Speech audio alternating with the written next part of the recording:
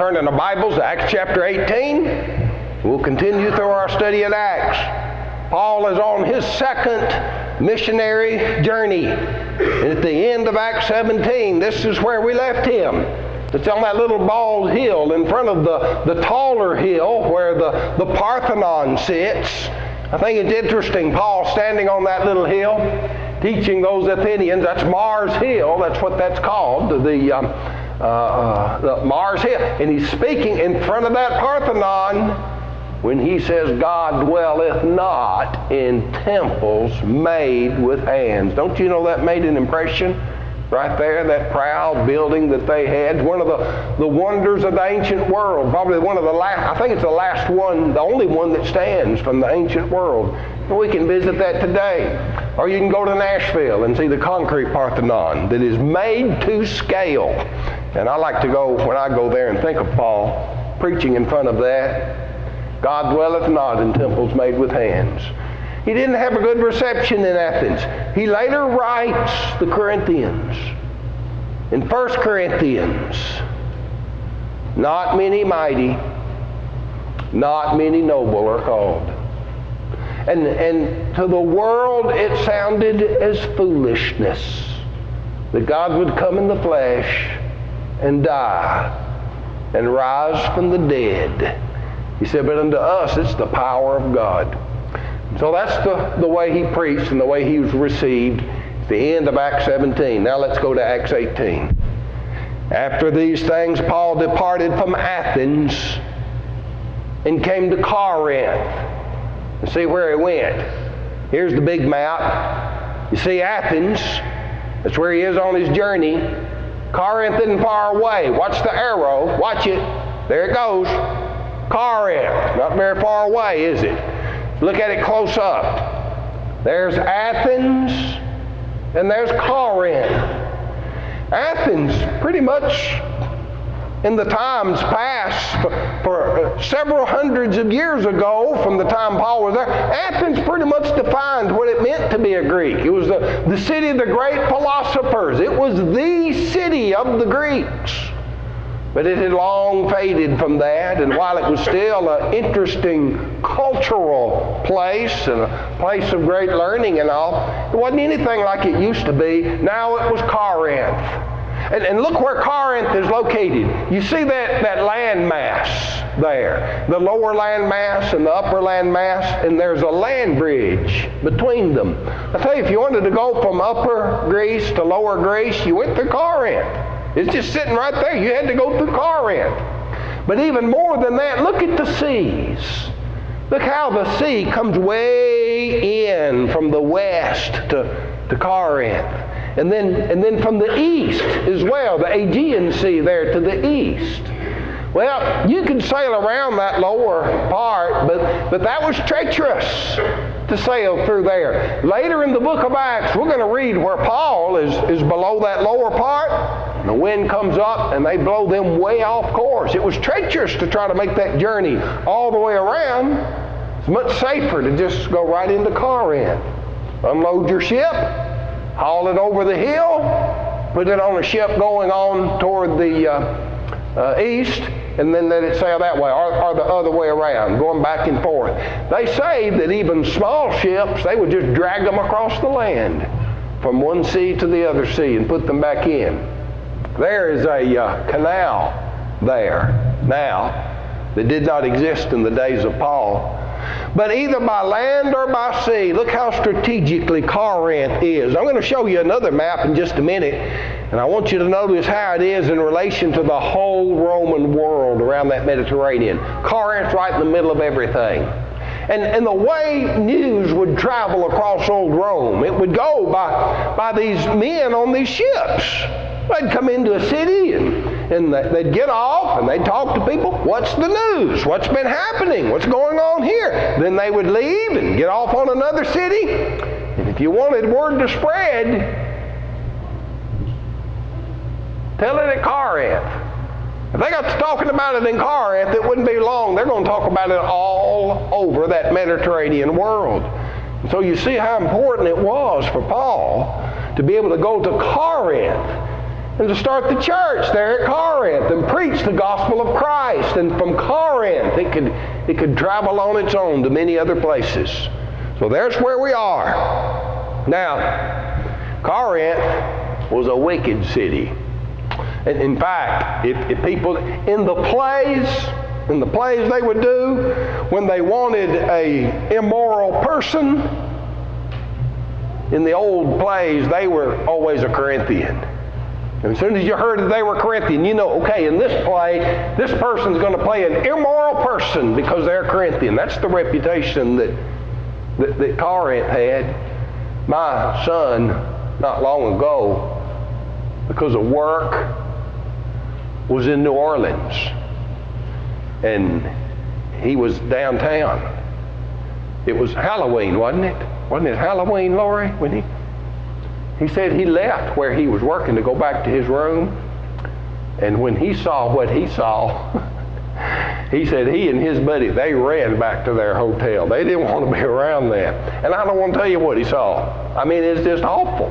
And so there's a spot there, North, has that reputation, doesn't it? It was just being a very awful spot. Well, that's the way Corinth was. So now Paul is going to preach the gospel in that very immoral city. And you might think about that, but where would it be needed the most? But that church is going to have a lot of problems. In fact, Paul is going to address, we've got 2 letters, probably, maybe, we've got 2 of the 4 letters that he sent to the Corinthians dealing with their problems. Why do you think the church at Corinth had so many problems? It's because the Corinthians had problems. That's why it was. Paul had to address them. Now, the church is going to have problems, and if you don't want a church with problems, you just take all the people out of it, and then that empty building may not have problems in it. But I tell you, when you bring in people with problems, you have to deal with them. It's not that you just say, okay, we're just going to be satisfied with problems. You deal with it. And that's what Paul had to do with that church at Corinth. So here he is, and when he got there, he says, I was with you in weakness and in fear and in much trembling. That's how he started, thinking about the task that lay before him to preach in this wicked city. You think of what all Paul had already gone through, and now here he's in Corinth.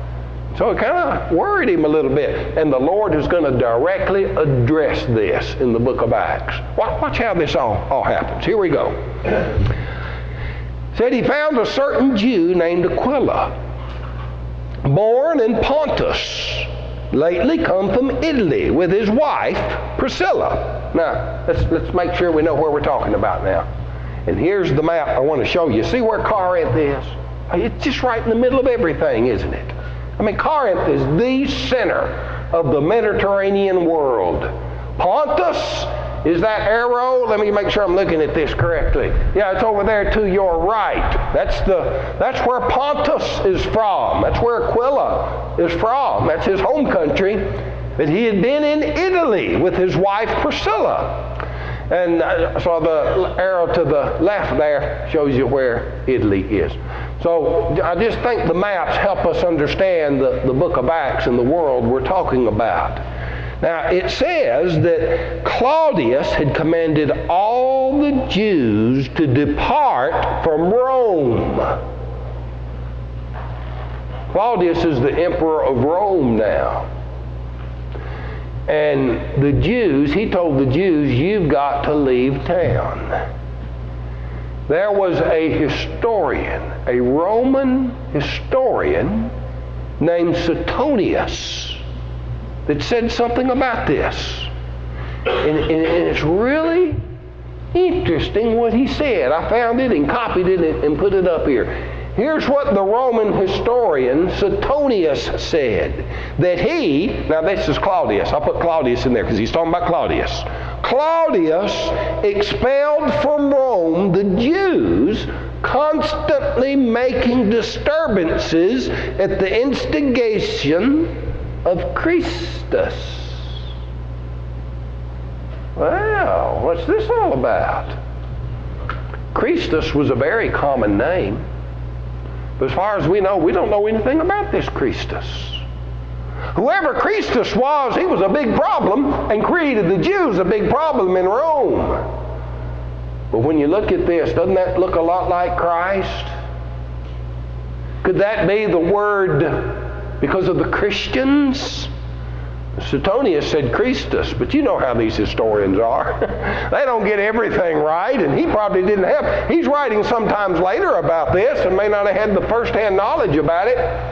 And so it's often speculated Claudius made the Jews leave Rome because of Christians, because of Christ. Well, was Christ preached in Rome before Paul got there? Yes, it was. If you'll remember, on the day of Pentecost, there was Jews in Jerusalem on the day of Pentecost from Rome. And they would have carried what they learned back with them. When Paul writes the letter to the Romans, the book of Romans, he hadn't been there yet. And the church was already there.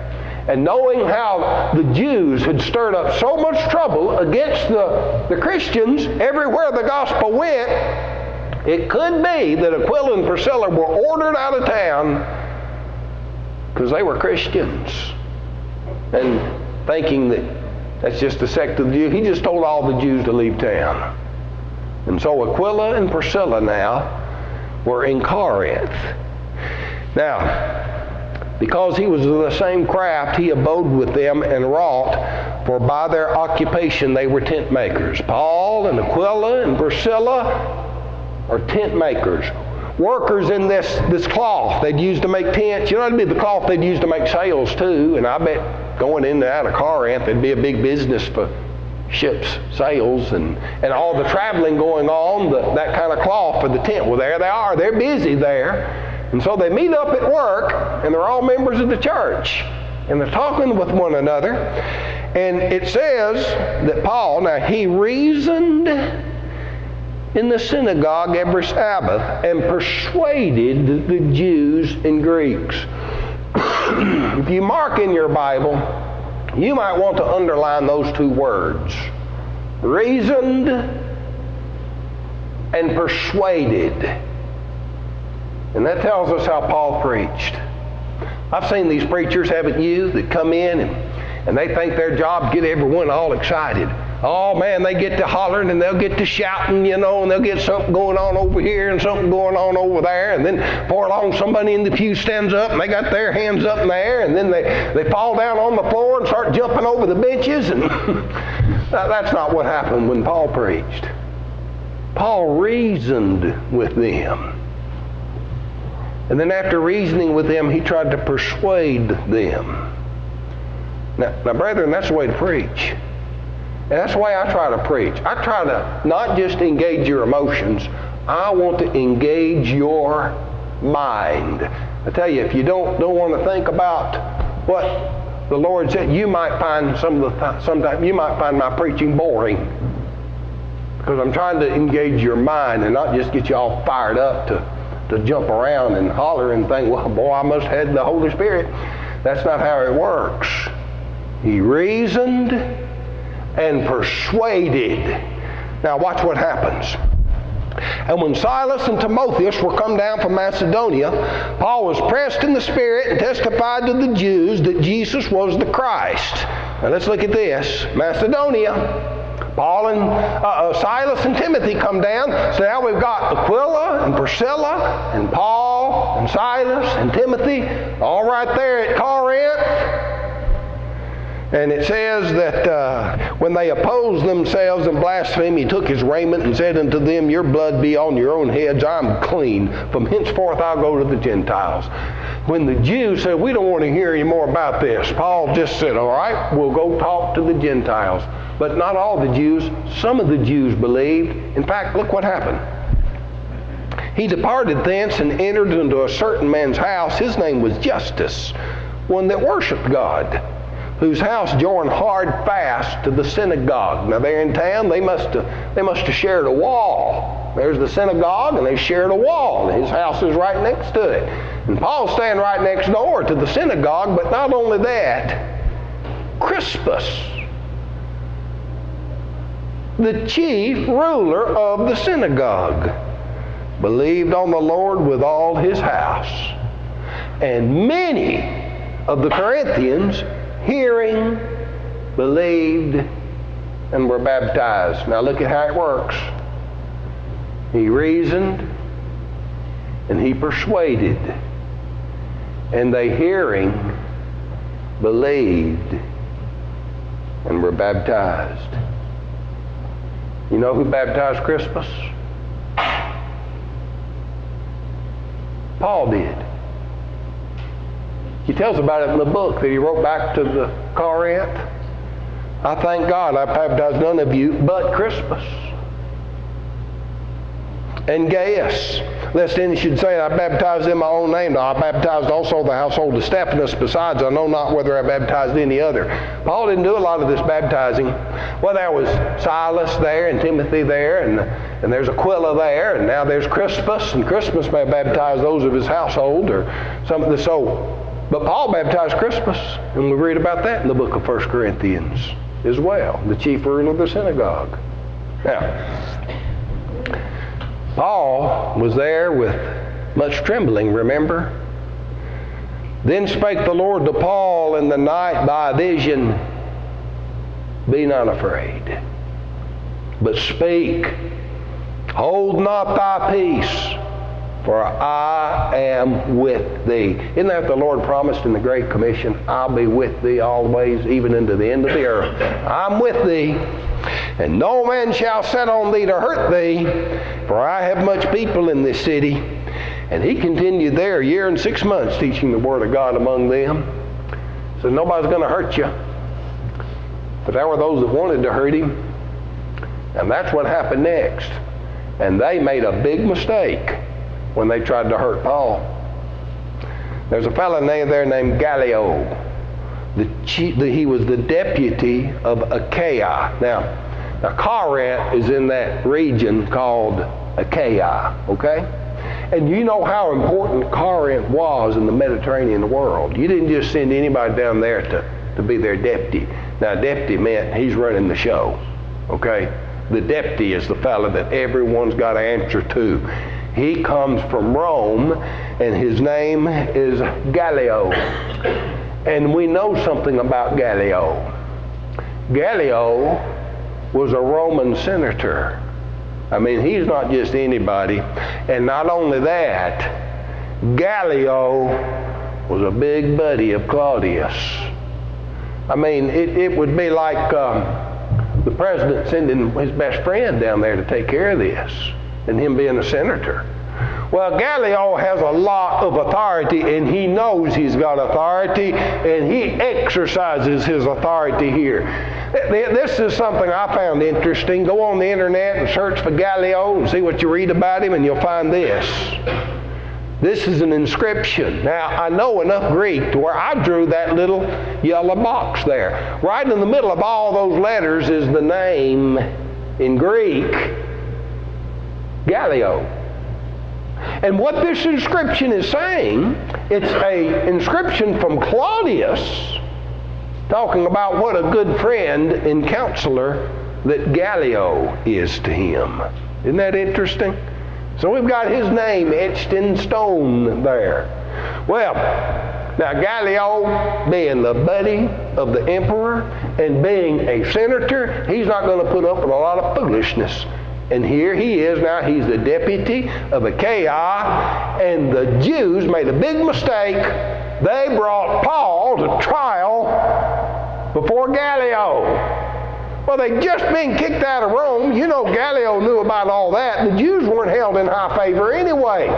And the Lord had promised Paul, nobody's going to hurt you. And they don't in Corinth. This one comes out a lot different than it did in Philippi. Look what happens. And when Gallio was deputy of Achaia, the Jews made an insurrection with one accord against Paul and brought him to the judgment seat, saying, "This fellow persuadeth men to worship God contrary to the law." Oh, Gallio's hearing that. He thinks, these Jews. Now, when Paul was about to open his mouth, Paul didn't even have to defend himself. Gallio he sized this one up real quick. He said to the Jews, if it were matter of wrong or wicked lewdness, O ye Jews, reason would that I should bear with you. But if it be a question of words or names and of your law, look ye to it. For now I might be a judge of such matters. Gallio just threw this case out of court. So I'm not going to sit here and fool with it. You deal with that. That's your problem. And then look what happened. He drave them from the judgment seat. Then all the Greeks took Sosthenes. Now Sosthenes is one of the Jews. The Greeks took Sosthenes, the chief ruler of the synagogue. He'd replaced Crispus. And beat him before the judgment seat. Gallio cared for none of those things. That'll teach him, won't it? Bring that trivial, foolish stuff up to me when I've got important business to do. So they beat the chief ruler of the synagogue, and they didn't hurt Paul. Well, that kind of turned the tables on Paul and the Jews there, and Paul had protection, and he used that in working with that church there at Corinth. Paul, after this, tarried a good while, and he took leave of the brethren and sailed thence to Syria. Now, Antioch is Assyria. Remember, that's where the Christians, the disciples are called Christians first in Antioch. Paul's going to complete his second missionary journey and get back to Antioch. Now, he's not going to go directly. He's going to go from Corinth to Cenchrea, and then to Ephesus, and then to Caesarea, and then go up to Jerusalem, and then down to Antioch. Watch how this works. He sailed thence to Syria, and with him Priscilla and Aquila, having shorn his head in Cenchrea, for he had a vow. And I told the class this morning, I don't know what that vow was. It could have been something related with the Jewish customs. Maybe he had promised them, look, if Alabama beats Auburn, I will shave my head. You know, he could have done something like that. But whatever it was, he shaved his head. Be careful what you vow. You need to keep your vows. I told the class this morning, I'm not going to promise shave my head. You don't want to see me stand up here, my head shining at you while I'm preaching. But Paul kept his vow. Probably something of more significance than something trivial like that. But he shaved his head, and then he comes to Ephesus. And he left them there, but he entered into the synagogue and reasoned with the Jews. Here we go. He starts at Corinth. He goes to Cenchrea. Not shown on that map. That's where Cenchrea was. See how that arrow moved? Right there by the sea. That's Cenchrea. And then he sails to Ephesus. That's that arrow in the middle. He's on his way to Syria. That's the arrow on the far side, Antioch of Syria. But he's going to go by Ephesus on the way. That's the arrow in the middle. Now, he preached in their synagogue, and right at first, they really wanted to hear what he had to say. They desired him to tarry longer with them, but he consented not, but bade them farewell, saying, I must by all means keep this feast that cometh in Jerusalem, but I will return. Paul's going to come back and help them. You know, earlier, Ephesus is in Asia, and earlier the Spirit had told Paul not to go to Asia, but now he can go. And he says, I will return again to you if God will. He remembers how the Spirit forbade him at one time. But if God will, I will return. And he sailed from Ephesus. And when he landed at Caesarea and had gone up and saluted the church, he went down to Antioch. So here we got Paul going up and down, up and down. It doesn't mention Jerusalem, but Jerusalem's a very important city. And Jerusalem is up in the hills. And you always hear about people going up to Jerusalem and down from Jerusalem. And so that's what all this up and down is. He made it to Jerusalem, and he went up, and now he goes down to Antioch. So here we go. He's in Ephesus. He goes to Caesarea. He goes up to Jerusalem, and then he goes down to Antioch, and that completes his second missionary journey. That's where he started from, and that's where he ended it. And after a while, he's going to start on his third. And it's in this chapter, the next verse. And after he'd spent some time there, he departed, went over all the country of Galatia and Phrygia in order, strengthening all the disciples. Well, there we go. going from Antioch. Now he's on his third journey. All 3 journeys he went through this area preaching. And so here he is again. Now, meanwhile, back at Ephesus, okay? You've heard that Western, meanwhile back at the ranch, okay? Meanwhile, back in Ephesus, a certain Jew named Apollos, born in Alexandria, an eloquent man, mighty in the Scriptures, came to Ephesus, Alexandria. Now, if Athens was the old college town, Alexandria is the new college town. Alexandria is in Egypt. It's called Alexandria because Alexander the Great established that city. He had them told them build a library. They built one of the biggest libraries of the ancient world and gathered documents from all over the world and contained them in that library. The Jews had been in Alexandria when they translated the Old Testament from Hebrew into Greek in the Septuagint translation of the Old Testament. 70 Jews. There was a big Jewish population in Antioch. One of the great tragedies of history is that library burned and all those books burned with it. Here they'd gathered all the knowledge of the ancient world together in one spot and it burned up. And even today, there's some that love that ancient history can almost come to tears thinking about the time the library in Alexandria had burned to the ground and they lost all that knowledge. What about that? But Apollos was from Alexandria, and evidently he had taken advantage of the great learning that was there, and he'd come to Ephesus. Now this man was instructed in the way of the Lord, at least in part, and fervent in spirit, and spake and taught diligently the things of the Lord, what he knew, but he only knew the baptism of John. This is one of the most amazing events in the book of Acts to me. Look what happens. Now this is the memory verse. And he began to speak boldly in the synagogue, whom when Aquila and Priscilla heard him, they took him unto them and expounded to him the way of God more perfectly. Now, Apollos, just think about that. He must have been very impressive. You take a fellow that comes from the big college town and he knows his Bible, at least the Old Testament, and he's very eloquent and he's very skilled. He must have been very impressive. But he didn't know what he was talking about. He thought he did, and I bet most people thought he did. But now they're sitting over there, a couple of tent makers.